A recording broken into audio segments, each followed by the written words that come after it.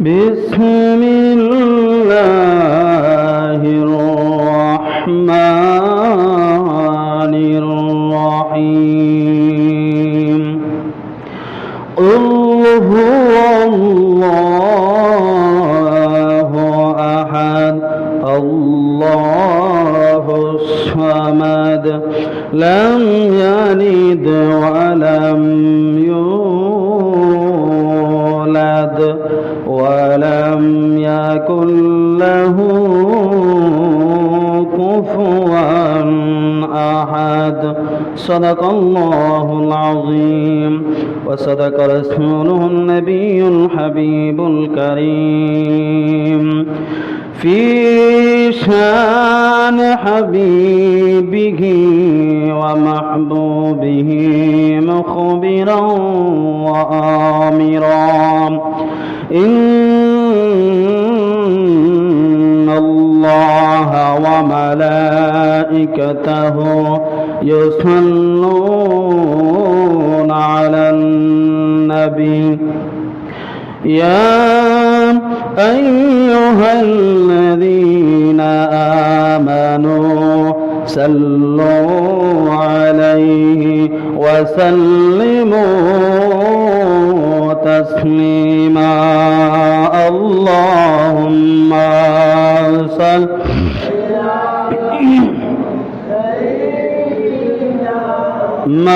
مولانا محمد وعلى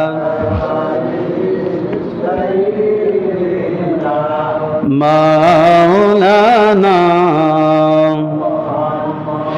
مدینہ گلے فریب দিতাম জীবন বিলাইয়া মদিনাতে গেলে পরে দিতাম জীবন বিলাইয়া জ্বলন্ত কলিজার আগুন যাইত একবার নিফিয়া আল্লাহুম্মা সাল্লি আলা মাওলানা মুহাম্মদ ওয়া আলা আলিহি মাওলানা আমরা পাপী গুনাহগার গো নবীজি আপনায় দেখলাম না আমরা পাপী গুনাহগার গো নবীজি আপনায় দেখলাম না স্বপ্ন যোগে দিয়া দেখা পুরাও মনের বাসনা আল্লাহুম্মা সাল্লি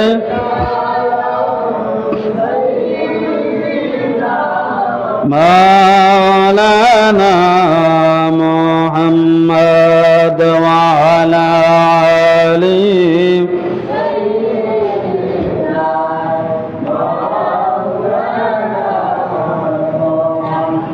لا إله إلا الله جل لا إله ভালো লাগে লা ইলাহা ইল্লাল্লাহু লা ইলাহা মারহাবা লা ইলাহা জবান কোনে লা ইলাহা লা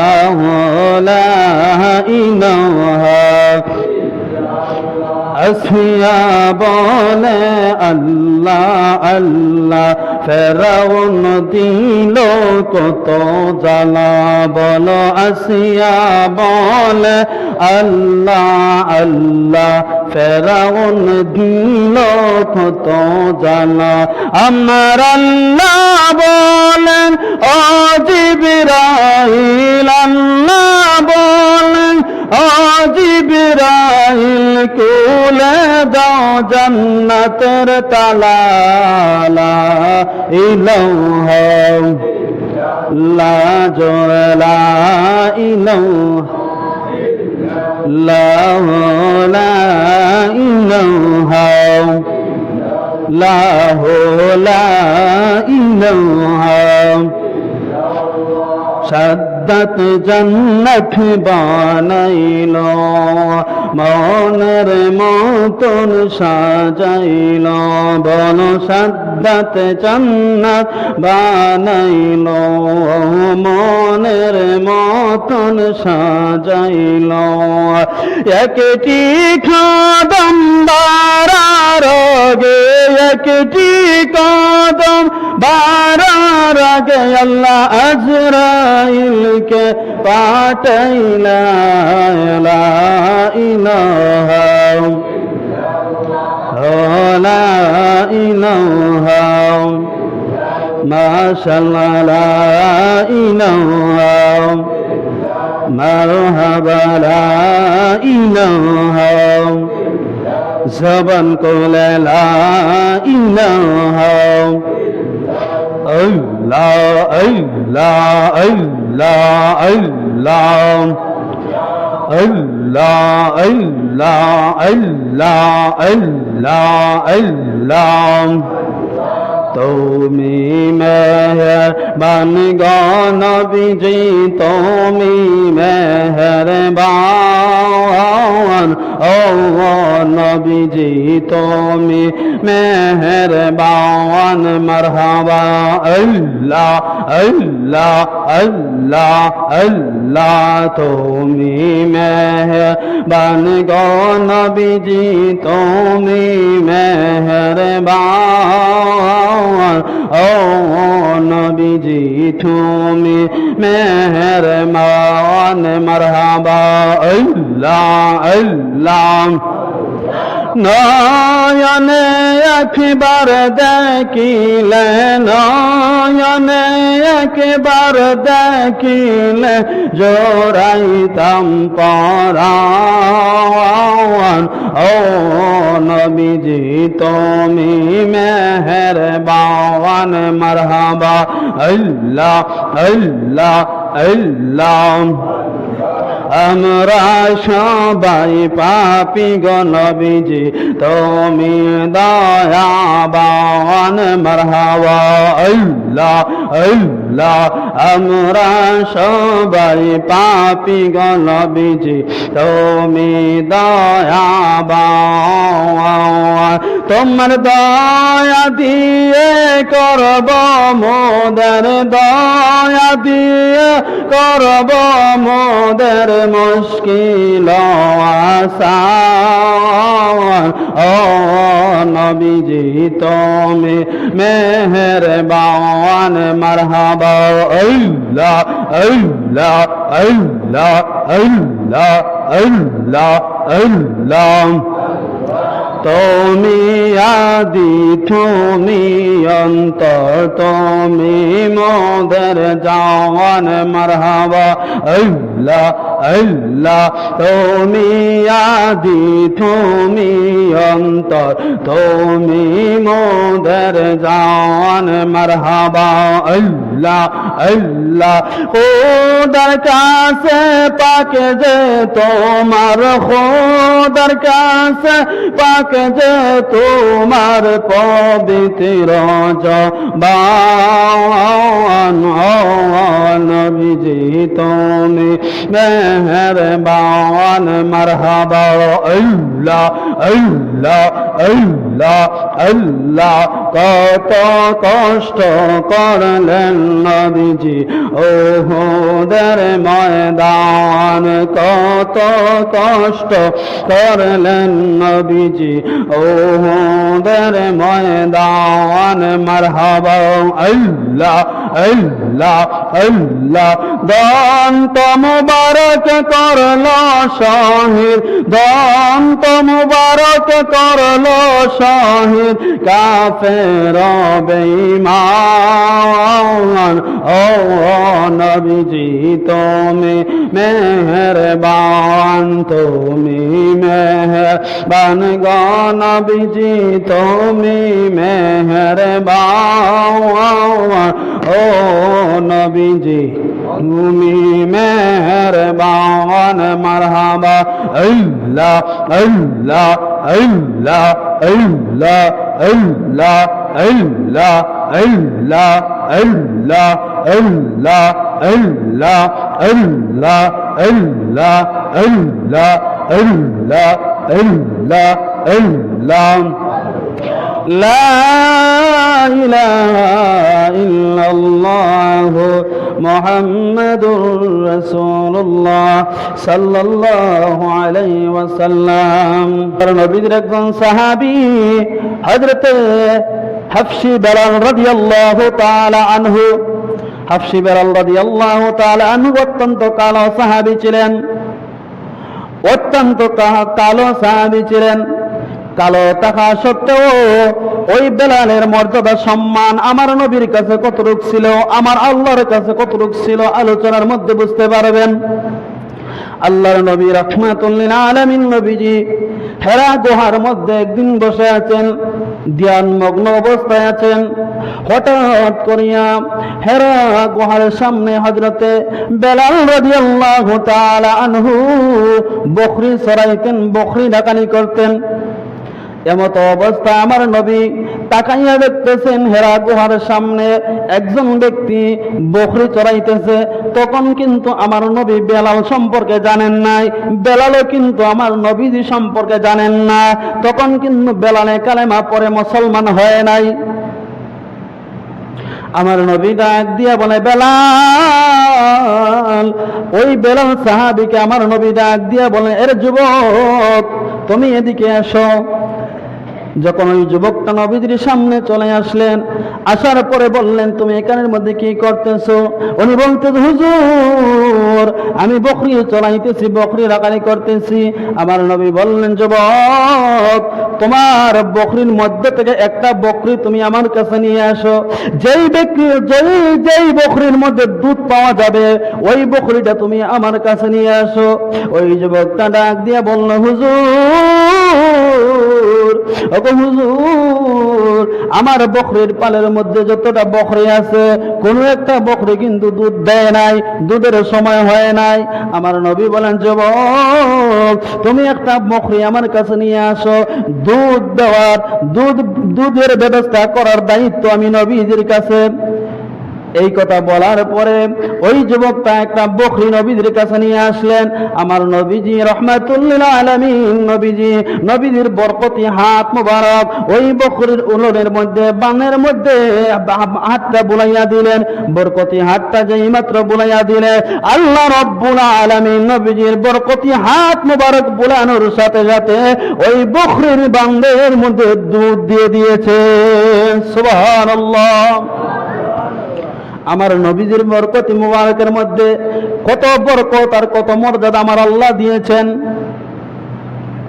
আমার নবী যেই রাস্তার মধ্যে যেই রাস্তা দিয়ে হাইটা হাইটা যাইতেন ওই রাস্তার বালুগুলা নবীজির পাও মুবারক লাগার সাথে বালুগুলা নরম হয়ে যাইত, পাথরগুলা নরম হয়ে যাইত, তুলার মতো নরম হয়ে যাইত। কারণ আমার নবীজির বরকতি পা মুবারক যেই জমিনের মধ্যে লেগেছে ওই জমিনটা ধন্য হয়ে গেছে। আওয়াজ দিয়ে বলা যাবে কি সুবহানাল্লাহ। ওই যুবক আশ্চর্য হয়ে গেলেন। আশ্চর্য হওয়ার পরে ডাক দিয়ে বললেন, কে গো কে, তোমার পরিচয়টা কি? তুমি কি এমন মন্ত্র তুমি পড়লায়? কি এমন মন্ত্র পড়লা তুমি হাত বুলিয়া দিলাই? সাথে সাথে এই ছাগলের এই বকরির বান্দের মধ্যে দুধের মধ্যে দুধগুলা চলে আসলো। আপনার পরিচয়টাকে জানতে চাই। আমার নবী ডাক দিয়ে বলে, যুবক, তুমি আমাকে চিনতে পারো নাই, আমি আর কেউ না, আমি মুহাম্মদ ইবনে আব্দুল্লাহ, আব্দুল্লাহর ছেলে মুহাম্মদ, নবী মুহাম্মদুর রাসূলুল্লাহ সাল্লাল্লাহু আলাইহি ওয়াসাল্লাম। জোরে বলি সুবহানাল্লাহ। আমার নবী বললেন, ওরে যুবক, আমি শুধু আব্দুল্লাহর ছেলে মুহাম্মদ না, আমি আল্লাহর পক্ষ থেকে আল্লাহর নবুয়ত প্রাপ্ত আল্লাহর রাসূল। জোরে বলি সুবহানাল্লাহ। ওই যুবকটা বাড়ির মধ্যে চলে গেলেন। যাওয়ার পরে উনার রাত্রের বেলায় উনার কোনো ঘুম আসতেছে না। উনি আশ্চর্য হয়ে গেলেন। উনি শুধু ভাবতেছেন আর ভাবতেছেন, কি এমন লোকের সাথে আমার দেখা হয়ে গেল। দেখা হওয়ার পরে আমার মনের মধ্যে আর কোনো শান্তি পাইতেছি না, শুধু অশান্তি আর অশান্তি লাগতেছে। ওই যুবকটা মনে মনে সিদ্ধান্ত নিলেন, না না না, আর দেরি করা যাবে না। আমি হাঁটতে গেল ওই নবীর কথা মনে হয়, ঘুমাইতে গেল নবীর কথা মনে হয়, চিন্তা চেতনায় থাকলে নবীর কথা মনে হয়। আমি যখন চিন্তিত অবস্থায় থাকি তখন ওই নবীকে বলতে পারি না, নবীর চেহারা মুবারক আমার দুই চোখ থেকে আমি সরাইতে পারি না। না না না, দেরি করা যাবে না, আমি আগামী কালকে নবীর কাছে দৌড়াইয়া চলে যাব। পরের দিন যখন নবীর কাছে চলে আসলেন, আয়েশা হযরত বেলাল রাদিয়াল্লাহু তাআলা আনহু নবীর চেহারা মুবারকের দিকে তাকাইয়া যেন কি যেন সে ভাবতেছে। আমার নবী ডাক দিয়া বলেন, আরে যুবক, তুমি কেন এইভাবে আমার দিকে তাকাইয়া রইছো?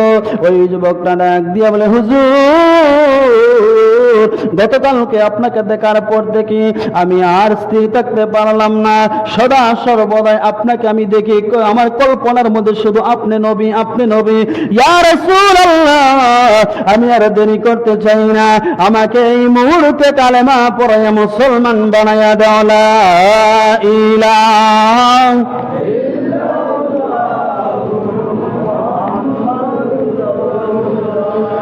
সাল্লাল্লাহু আলাইহি ওয়াসাল্লাম।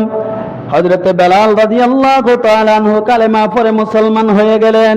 এরে বাবা, কালেমা পড়ে মুসলমান হয়ে গেলেন। হওয়ার পরে বেলালের কষ্ট আরো বেড়ে গেল, বেলালের চিন্তা আরো বেড়ে গেল, বেলালের নির্যাতন আরো বেড়ে গেল, বেলালের কষ্ট যন্ত্রণা আরো বেড়ে গেল। যখন উমাইয়া, বেলালের মালিক, যার বকরি রাখানি করত, বেলালের মালিক উমাইয়া খবর পাইল, আবু জাহেল, উতবা, শাইবা, ওয়ালিদ ইবনে মুগীরা ওরা খবর পাইল, বড় বড় কাফেররা, লিডাররা খবর পাইল। খবর পাওয়ার পরে উমাইয়া ডাক দিয়ে বলল, আরে বেলাল, তোরে দিলাম আমার বকরি রাখালি করার জন্য, তুই কি এমন কাজ করেছিস? তুই কার হাতে কালেমা পড়ে মুসলমান হয়ে গেছিস? আমাদের ধর্ম চাই না, তুই মুসলমানের ধর্মের মধ্যে তুই চলে গেলে।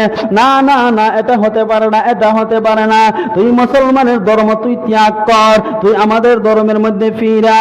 বেলাল রাদিয়াল্লাহু তাআলা ডাক দিয়া বলে, উমাইয়া,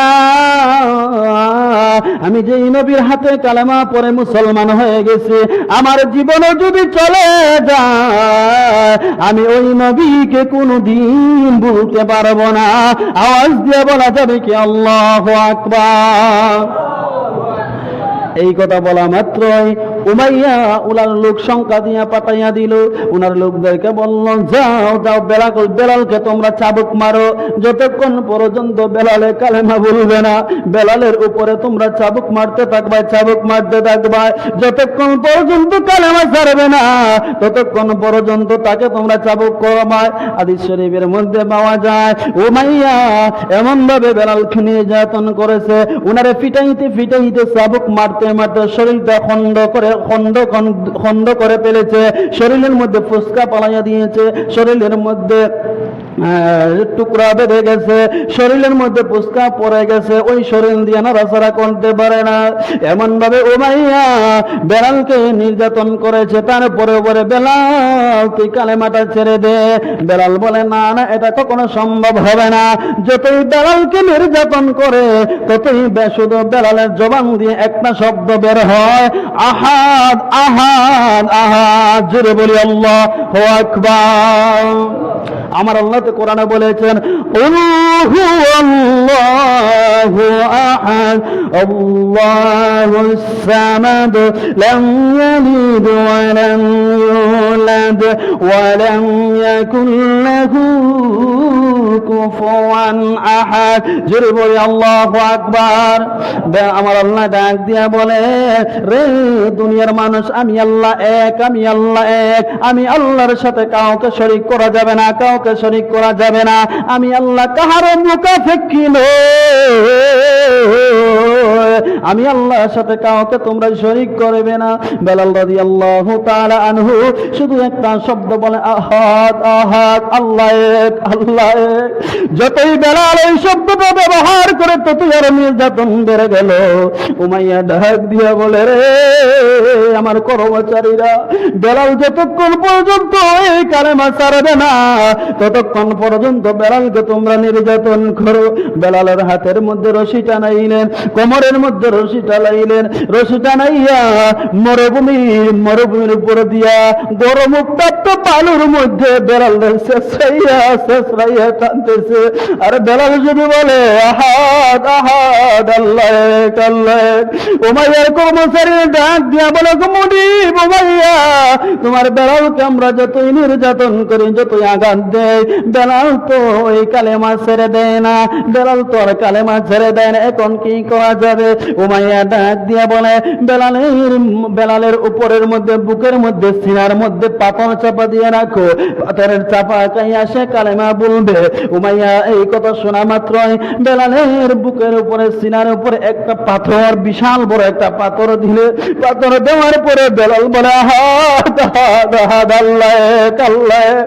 উমাইয়া বলে, রে বেলাল, তোকে এত নির্যাতন করি রে বেলাল, এত নির্যাতন হওয়ার পরে তুই কেন কালেমা বলতে পারছিস না রে বেলাল? তুই কালেমা ছেড়ে দে, তোকে আর কোনোদিন নির্যাতন করবো না রে বেলাল। বেলাল বলে, উমাইয়া রে, তুই যদি আমারে মারতে মারতে একবারও যদি তুই আমাকে মেরে ফেলস, তা আমি কোনোদিন ওই কালেমা বলতে পারবো না।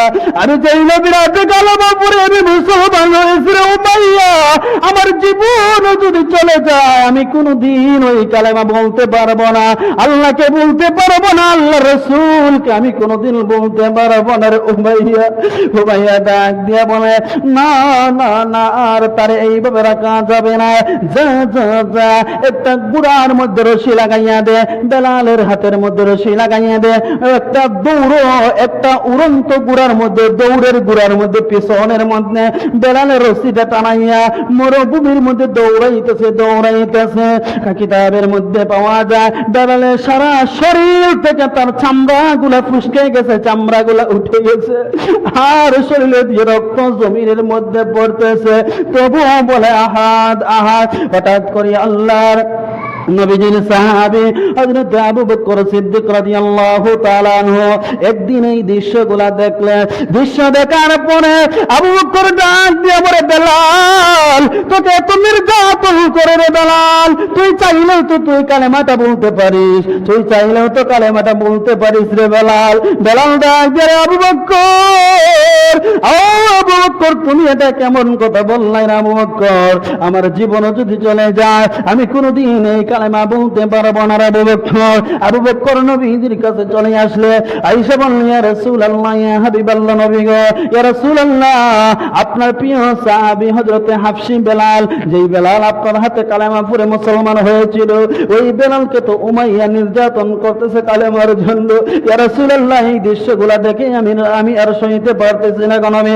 ইয়া রাসূলুল্লাহ, ইয়া হাবিবাল্লাহ, এখন কি করা যায় নবী গো?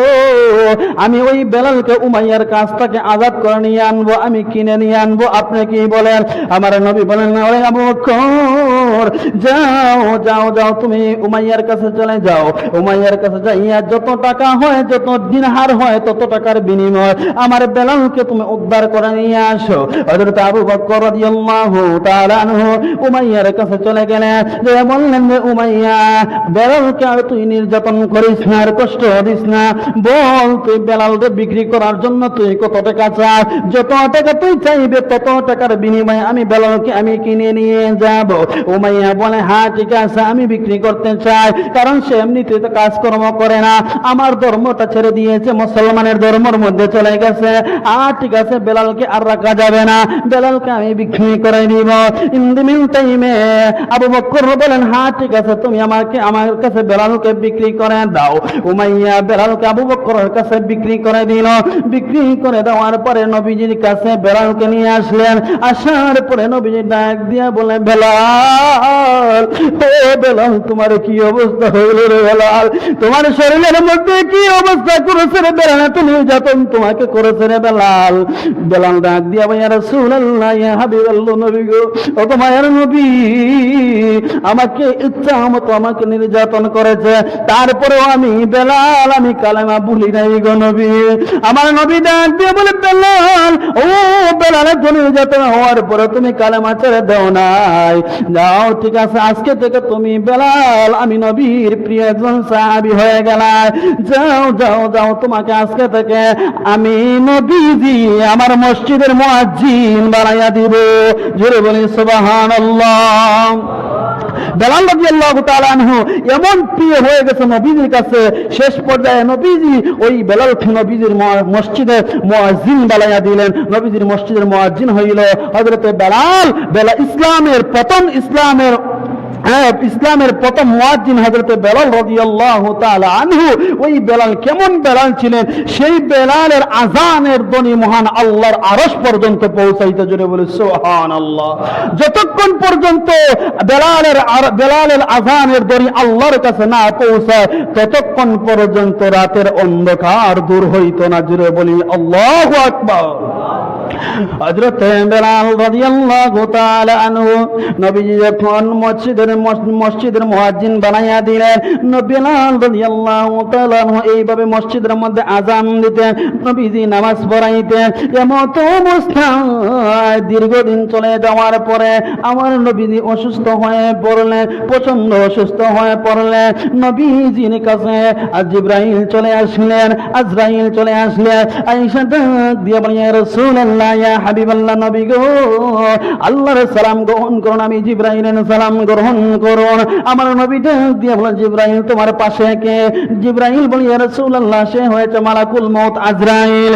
ইয়া রাসূলুল্লাহ, ইয়া হাবিবাল্লাহ, আপনার কাছে আজরাইল চলে আসছে, আপনি যদি অনুমতি নেন তাহলে সে আপনার সঙ্গে দুইটা কথা বলবো। আজরাইল বলে, ইয়া রাসূলুল্লাহ, ইয়া হাবিবাল্লাহ, নবী গো, আমি আল্লাহর পক্ষ থেকে আপনি নবীর কাছে এসেছি। আপনি যদি চান এই জমিনের মধ্যে থাকতে পারবেন, আপনার হায়াতটাকে লম্বা করে দেওয়া হবে। আর যদি আপনি চান তাহলেও কিন্তু জমিন থেকে আল্লাহর কাছে চলে যাইতে পারবেন। এখন কি করবেন সিদ্ধান্ত আপনার, আপনার হুকুম ছাড়া কোনো কিছুই করা যাবে না। আমার নবী ডাক দিয়ে বলে, জিবরাইল, আজরাইল এটা কি বলছে, এটা কেমন কথা?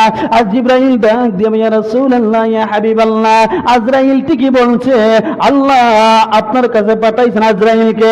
আপনি চাইলে যাইতে পারেন, না চাইলে আপনি জমিনের মধ্যে আপনার উম্মতের কাছে আপনি থাকতে পারেন, কিন্তু আপনার যাওয়াটা আমার আল্লাহ পছন্দ করে। জোরে বলি সুবহানাল্লাহ। নবীজি ডাক দিয়ে বলেন, হ্যাঁ ঠিক আছে, আমি তো আমার মাওলার দিদারের অপেক্ষায় রয়ে গেছি। আজরাইল, তুমি তোমার কাজটা শুরু করো। আজরাইল যেই মাত্র নবীজির সিনা মুবারকের মধ্যে এইভাবে হাতটা যখন রাখলেন, হাতটা রাখার পরে আমার নবী বলেন, আজরাইল, আজরাইল, আমার সিনার উপরে তুমি কি রাখছো? আজরাইল বলে, ইয়া রাসূলুল্লাহ, শুধু আমার হাতটা রেখেছি। আমার নবী বলেন, আজরাইল, তুমি বলছো তোমার হাতটা রাখছো, আর আমি নবীজি অনুভব করতেছি যেমন বিশাল উহুদ পাহাড়টা আমি নবীর সিনার উপরে চাপাইয়া দিয়েছে। আল্লাহু আকবার। আমার নবী ডাক দিয়া বলে, আজরাইল, ও আজরাইল, আমার যত কষ্ট হয় হোক, সমস্যা নাই, তোমার যত কষ্ট দেওয়ার আমি নবীকে দিয়ে দাও, কিন্তু তোমার কাছে একটা অনুরোধ, আমার গুনাহগার উম্মতের জান নেওয়ার সময় আমার উম্মতরে তুমি কোনো কষ্ট দিও না। জোরে বলে সুবহানাল্লাহ। আমার নবী বলেন, আমার উম্মতরে তুমি কোনো কষ্ট দিও না। আমার নবী সেই সময় উম্মতের চিন্তা করতেছেন। আজরাইল ডাক দিয়ে বলে, ইয়া রাসূলুল্লাহ, ইয়া হাবিবাল্লাহ, নবী গো, যারা আপনার প্রেমিক উম্মত, যারা আপনার আশিক উম্মত, যারা আপনার উপরে ঈমান আনছে, ঈমানের উপরে যারা নেক আমল করেছে, ইয়া রাসূলুল্লাহ, আপনার ওইসব প্রেমিক উম্মতের জান আমি এমন ভাবে নিব, একটা ময়দা থেকে একটা চুল বার করতে যেমনি ভাবে ময়দা টের পায় না, ময়দার কোনো ক্ষতি হয় না, ঠিক তেমনি ভাবে আপনার আশিক উম্মতের জান আমি ইহসানের সহিত কবজ করে নিয়ে যাব। আল্লাহু আকবার। নবীজি যখন দুনিয়া জমিন থেকে পর্দা করলেন, ইন্তেকাল করলেন, ইন্তেকাল করার পরে কিছুদিন যাওয়ার পরে হযরতে বেলাল রাদিয়াল্লাহু তাআলা আনহু ওনার একটা গাঁট্টিটা বাইন্ধে আবু বকরের কাছে চলে গেলেন। আবু বকরের কাছে বলে, আবু বকর, ও আবু বকর, তুমি আমাকে বিদায় দাও, বিদায় দাও, আমি চলে যাইতে চাই। আবু বকর বলে, বেলাল তুমি কোথায় যাইবা? উনি বলেন, হ্যাঁ, আমি দামেস্কে চলে যাইব, আমি আর এখানের মধ্যে থাকবো না। আবু বকর বলে, কেন তুমি থাকবে না? না থাকার কারণটা কি তুমি বলো, আমরা শুনতে চাই। তোমার যদি বেতনের প্রয়োজন হয়, আমরা বেতন বাইতুল মাল থেকে আমরা বেতন বাড়াইয়া দিব। তোমার যদি কোনো অসুবিধা হয় তুমি বলো, আমরা সমাধান করে দিব। তোমাকে যদি কেউ কষ্ট দিয়ে থাকে তাহলে আমাদেরকে বলো, আমরা দেখে নিব। বেলাল রাদিয়াল্লাহু তাআলা বলে, আবু বকর, না না না, এমন কোনো কিছুর প্রয়োজন নাই, আমি এজন্য থাকবো না। আজকে অনেকটা দিন হয়ে গেল, আমি আজান দে, আমার নবী নাই, নবী নাই রে। আবু বকর, আমি প্রতিদিন আজান দিলে আজান দেওয়া মাত্রই আমার নবী আমার সামনে হাজির থাকতে, আমি যখন বলতাম আশহাদু আন্না মুহাম্মাদুর রাসূলুল্লাহ, আমি তাকাইয়া দেখতাম আমার নবীজি আমার সামনে। আর এখন যখন আমি আশহাদু আন্না মুহাম্মাদুর রাসূলুল্লাহ বলি, আমি তাকাইয়া দেখি আমার নবী নাই, আমার নবী নাই। আগে আজান দিলে, আমি আজান দেওয়ার পরে আমার নবী আয়েশা ইমামতি করতেন, এখন আজান দিলে আমার নবী ইমামতি করেন না। আমি আর বরদাস্ত করতে পারি না, আমি থাকতে পারি না রে আবু বকর, আমি চলে যাইতেছি। আবু বকর অনেক চেষ্টা করলেন, রাখতে পারলেন না। বেলাল রাদিয়াল্লাহু তাআলা আনহু চলে গেলেন ওনার দেশে, সিরিয়া দামেস্কে চলে গেলেন। কিছুদিন যাওয়ার পরে অবস্থা হয়েছে, কিছুদিন পর আল্লাহর নবী রাহমাতুল লিল আলামিন নবীজি বেলালকে রাতে ঘুমের বেলা স্বপ্নে দেখাইলেন। জোরে বলি ইয়া রাসূলুল্লাহ, আরে জোরে বলি ইয়া রাসূলুল্লাহ। ঘুমের ঘরে নবীজি বেলালকে স্বপ্নে দেখাইলেন, ডাক দিয়া বললেন, বেলাল, ও বেলাল, তুমি মদিনা শরীফ ছাইরা তুমি তোমার দেশের মধ্যে আইসা তুমি পরে রইছো রে বেলাল। এতদিন হয়ে গেল তুমি বেলালের আজান আমি নবীজি শুনতে পাই না রে বেলাল। আরে বেলাল, তুমি আমাকে কি বলতে পারলে রে বেলাল? তোমার কি মন চায় না আমার আজান শুনাইতে? তোমার কি মন চায় না আমি নবীজির রওজা মুবারক জিয়ারত করতে রে বেলাল? এই কথা যখন বেলাল ঘুমের ঘরে যখন এই দৃশ্যটা দেখলেন, মায়ার নবীকে যখন ঘুমের ঘরে দেখলেন, বেলাল রাদিয়াল্লাহু তাআলা ঘুম থেকে হাওমাও করে উঠে গেলেন। হাওমাও করে উঠলেন, উইটা ওযু বানাইলেন। ওযু বানাইয়া আর দেরি করলেন না, দৌড়াইয়া মদিনা শরীফের মধ্যে চলে আসলেন। মদিনা শরীফের মধ্যে যখন চলে আসলেন তখন ছিল তাহাজ্জুদ নামাজের টাইম। তাহাজ্জুদ নামাজের টাইমে যখন বেলাল রাদিয়াল্লাহু তাআলা যখন মদিনা শরীফ চলে আসলেন মদিনা নবীজির রওজা মুবারকের সামনে, তখন কিন্তু লোহার জালি ছিল।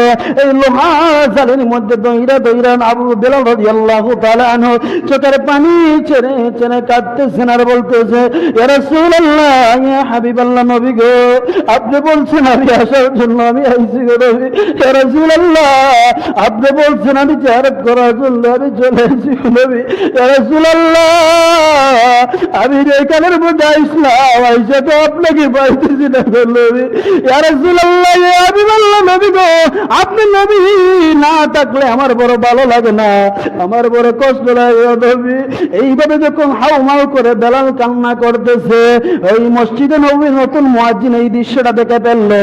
নতুন মুয়াজ্জিন দৃশ্যটা দেখার পরে সমস্ত মদিনাবাসী সাহাবাই কেরামদের কাছে খবরটা পৌঁছাইয়া দিলেন। সমস্ত সাহাবাই কেরাম এক হয়ে গেলেন যে নবীজির মুয়াজ্জিন চলে আসছে, নবীজির মুয়াজ্জিন চলে আসছে। একবারে ছোট থেকে বড় পর্যন্ত সমস্ত মদিনাবাসী বের হয়ে গেল, বেলালের সামনে চলে আসলে। আবু বকর এসে বললে, বেলাল, ও বেলাল, তুই এতদিন পরে তুই মদিনার মধ্যে এসে রে বেলাল। ও বেলাল, নবীজি যাওয়ার পরে, চলে যাওয়ার পরে তুই আমাদেরকে ভুলে গেছিস রে বেলাল। ও বেলাল, এতদিন পরে তুমি মদিনার মধ্যে এসে রে বেলাল, তুমি মসজিদের মধ্যে আজান দাও, তোমার আজানের ধ্বনি আমরা শুনতে চাই রে বেলাল।